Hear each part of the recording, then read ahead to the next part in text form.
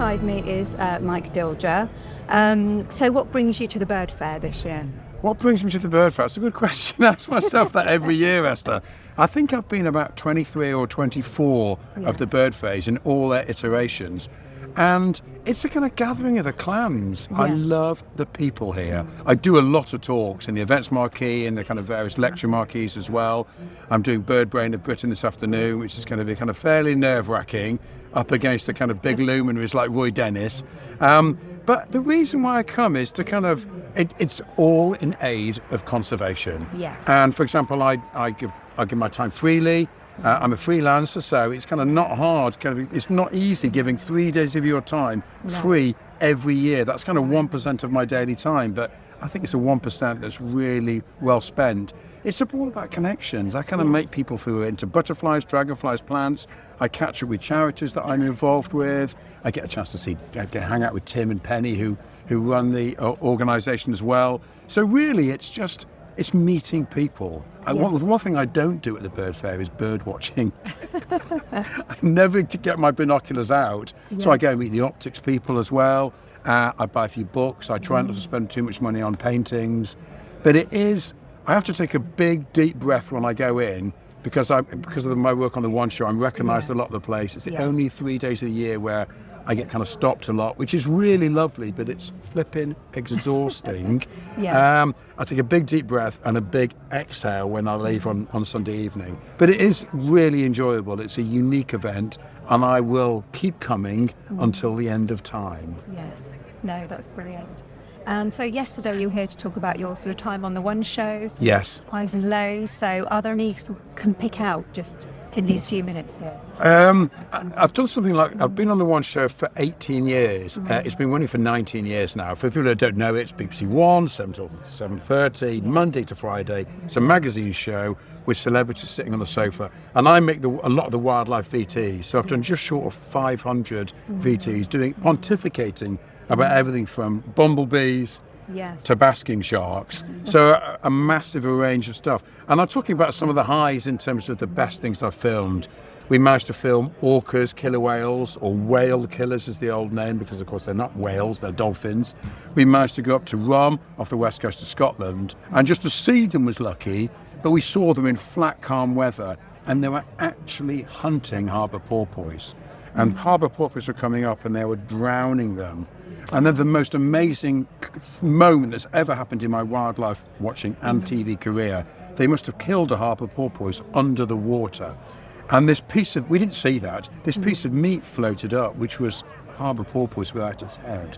And I was on the side of the boat, it was 3 or 4 yards off, the cameraman's here, he's filming it, this orca comes in like this, about 3 or 4 metres away, and the camera pans from that onto me as the TV presenter. I'm like, that is the most remarkable thing I've ever seen. It's the first time I'd ever turned into David Attenborough.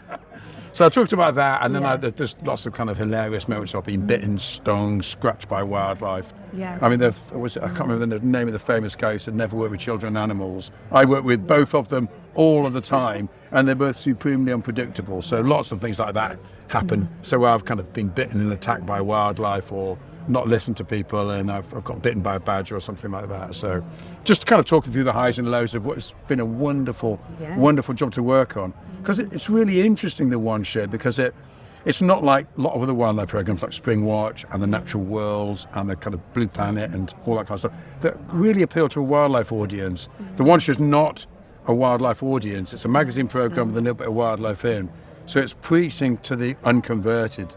I call it the Heineken of wildlife programming. It reaches the parts that other wildlife programs cannot reach. And because it's a big audience, then it's trying to get more people over to this glory of wildlife. So in that respect, it's really quite a powerful program to work on. And I've loved working on it, so long may it continue. Yes. No, brilliant. And outside of that, what else do you do? I'm sure lots involved with conservation.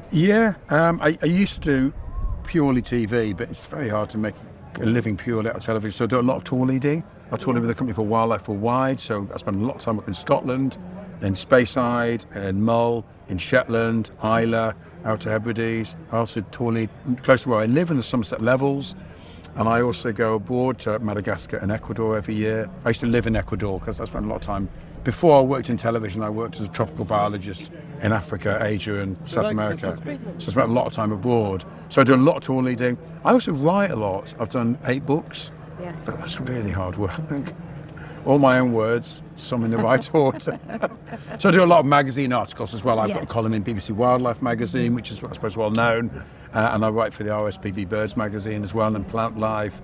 So, I mean, I'm spinning lots of plates and trying to make sure that none of them smash on the floor. It's a bit of a kind of juggling job I have. So 1 minute I'm doing telly next week, then I'm onto a cruise ship to Norway to talk about my job as a TV presenter, and then I'm back and I'm doing a tour up to Scotland again. So it's just pick and mix, lots of different jobs really. But then I that like keeps it like that. Interesting, doesn't it? It does. Yes. I think variety, Esther, is the spice of life. Yes. My office today is here, and then my office next week will be on a cruise ship in front of 600-700 people in a lecture theatre. So I think I'm not knocking people at all who kind of go to the same place every day, work in the same work environment with the same people. But my job is infinitely variable. And it's not just about the wildlife I see, it's meeting people, be it experts or be it people who come on my trips to come and enjoy the wildlife. And I learn loads of them. I mean, you get doctors, lawyers, teachers, captains of industry, self-employed people who've made a real success of their careers. And so I really like meeting people. And that's why I love television tour leading. It's about wildlife and people. It's a perfect kind of merging of the two, really. That's fantastic. And in terms of birds, as we're here at the Bird Fair, do you have a favourite bird? I do. Do you listen to Tweet of the Day? No, but I have. I have done. I've just started doing Tweet of the Day, and about a month ago, I did my first Tweet of the Day, and it was the bullfinch, which is a Pyrula is the scientific name. And inside my wife's wedding ring, there were 3 birds. Hers is a jay, mine is bullfinch, and our son Zachary's is the robin. They've all got kind of pink or red on them, actually, weirdly. But I see the bird most days where I live in the Chew Valley. I live in southwest England in the Chew Valley, and it's got this beautiful pew, pew, pew. Of course, it's got a beautiful pink breast. And it flies along the hedgerow, and it always leaves you wanting more. And it's got an amazing white rump. So I often see that white rump zipping along the hedgerow. So I think probably bullfinch. Have a listen to it. It's on Tweet of the Day. So I just did it on Radio 4 about a month ago, and I've just done another one on the crested tit. So my favourite, probably British bird, my favourite English bird is bullfinch, and my favourite Scottish bird is the punk of the bird world, the crested tit.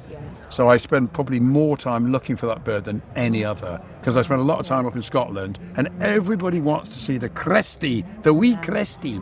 So I spend a lot of time looking for the crested tit as well. Both brilliant birds. No, that's fantastic. And what next for you then? So it's just, you've sort of answered that with the, what you're doing next week and then so on. Is there anything sort of beyond that? Anything sort of project-wise? The lovely thing, I'm still doing one show. I don't do as many films as I used to, but I do a lot with my son. We're doing a film on large marsh grasshoppers. We're going to make a film in Cumbria over the summer holidays, which is coming up.